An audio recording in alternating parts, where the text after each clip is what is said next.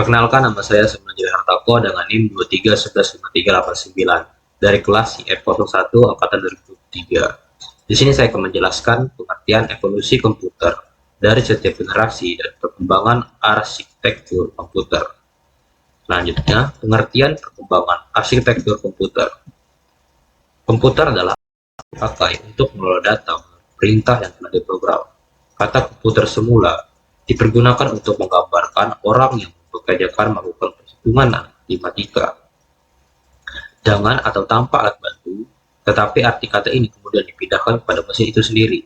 Pada awalnya, olahan informasi hampir eksklusif berhubungan dengan masalah aritmetika, tapi komputer modern dipakai untuk banyak tugas yang tidak berhubungan dengan matematika. Secara luasnya, komputer dapat didefinisikan sebagai suatu peralatan elektronik yang terdiri dari beberapa komponen yang dapat bekerja sama antara komponen satu dengan yang lain untuk menghasilkan suatu informasi berdasarkan program data yang ada.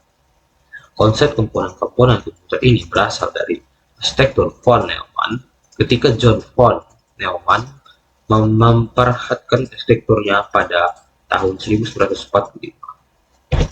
Untuk selanjutnya, generasi pertama, yaitu pada tahun 1940 sampai 1956. Perangkat komputer generasi pertama ditegaskan atau digagas oleh insinyur asal Jerman yang bernama Konrad Zuse.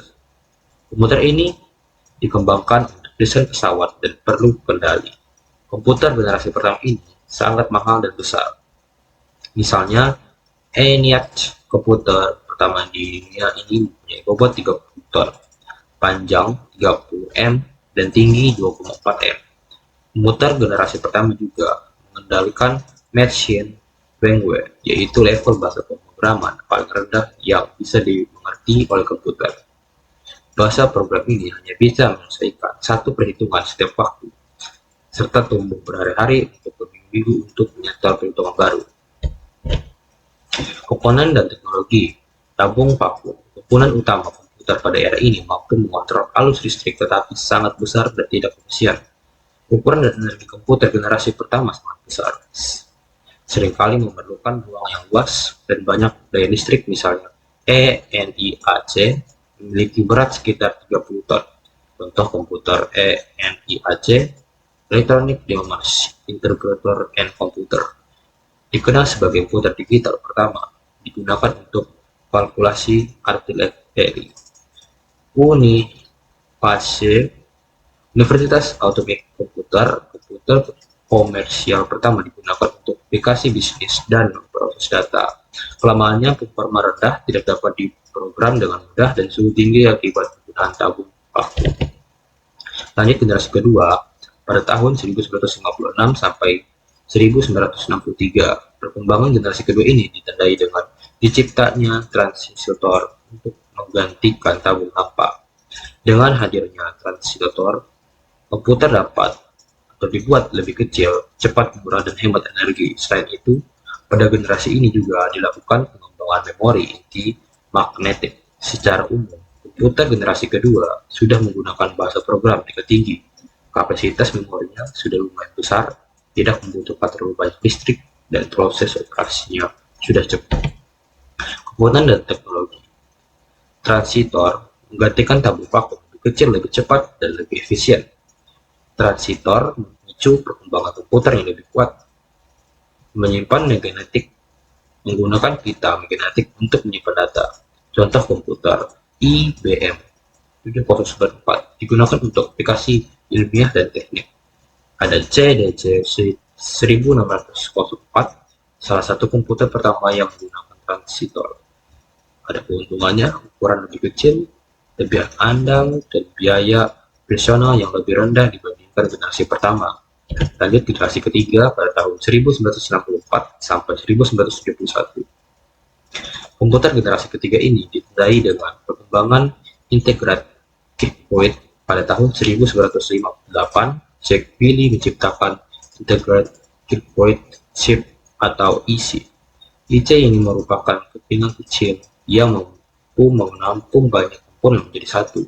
Jadi, komputer pada generasi ketiga menjadi lebih kecil, cepat, dan murah, Pada masa ini memungkinkan juga untuk dipasarkan ke khalayak umum. Di sisi lain, komputer pada generasi kedua mulai ditinggalkan karena memakai transistor yang membuat komputer jadi lebih cepat panas. Komponen dan teknologinya, sirkuit terpadu IC mengembangkan banyak transistor dalam satu chip, memungkinkan peningkatan dramatis dalam kinerja. Sistem operasi multitugas memperkenalkan sistem operasi yang dapat menjalankan beberapa program secara bersamaan. Contoh komputer IBM sistem atau 360 merupakan keluarga komputer yang bisa menjalankan berbagai program dengan perangkat keras yang sama. Keuntungannya yaitu meningkatkan kecepatan dan efisiensi serta membuat komputer lebih terjangkau bagi bisnis. Dan seterusnya generasi keempat pada tahun 1971 hingga saat ini. Periode ini ditandai dengan perkembangannya mikroprosesor yang menyatu ribuan IC ke dalam satu kepingan silikon. Pada masa ini mulai muncul laptop yang sangat portable dan dapat dibawa kemana-mana. Selain komputer-komputer kecil ini, mereka dapat dihubungkan atau membentuk jaringan yang dapat akhirnya mengawali perkembangan internet. Komputer generasi pertama yang besar jika bisa mengisi seluruh ruangan. Komputer generasi keempat sudah dapat muat dalam genggaman manusia. Komponen dan teknologi mikroprosesor memungkinkan integrasi CPU dalam satu chip, memudahkan pembuatan komputer pribadi. Komputer pribadi PC, munculnya komputer yang dapat digunakan di rumah dan kantor. Contohnya komputer Intel 4004, mikroprosesor pertama yang digunakan dalam komputer pribadi. Terus ada IBM PC, memperkenalkan standar baru dalam desain komputer pribadi. Ada keuntungannya, komputer semakin kecil, lebih cepat, dan lebih terjangkau. Munculnya software aplikasi yang dapat kompleks dari puluhan ketika hingga smart hatch. Untuk selanjutnya generasi kelima sekarang hingga masa depan. Perkembangan komputer generasi kelima ini ditandai dengan munculnya LSI atau Large Scale Integration yang merupakan pemadatan ribuan mikroprosesor ke dalam satu mikroprosesor. Komputer generasi kelima ini juga ditandai dengan munculnya semikonduktor, komputer kuantum, dan penggunaan nano teknologi juga akan merubah besar-besaran wajah komputer yang kita kenal pada generasi sebelumnya.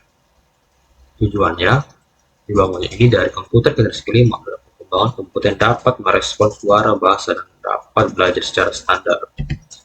Komponen dan teknologi kecerdasan buatan AI fokus pada pengembangan algoritma dan mesin yang mampu belajar dan beradaptasi. Komputasi kuantum memanfaatkan prinsip mekanika kuantum untuk memproses informasi dalam cara yang jauh lebih cepat. Contoh teknologi sistem AI seperti chatbot dan asisten virtual. Komputer kuantum diterapkan untuk riset ilmiah dan aplikasi yang membutuhkan perhitungan besar. Harapannya menciptakan komputer yang lebih cerdas dan mampu menyelesaikan masalah yang kompleks seperti pemecahan masalah yang tidak dapat diselesaikan oleh komputer klasik. Sekian dari saya ucapkan terima kasih. Mohon maaf apabila ada salah kata yang saya ucapkan atau beberapa pengertian saya buat itu tidak pas atau tidak benar. Saya mohon maaf apabila ada kesalahan. Saya ucapkan terima kasih. Wassalamualaikum warahmatullahi wabarakatuh.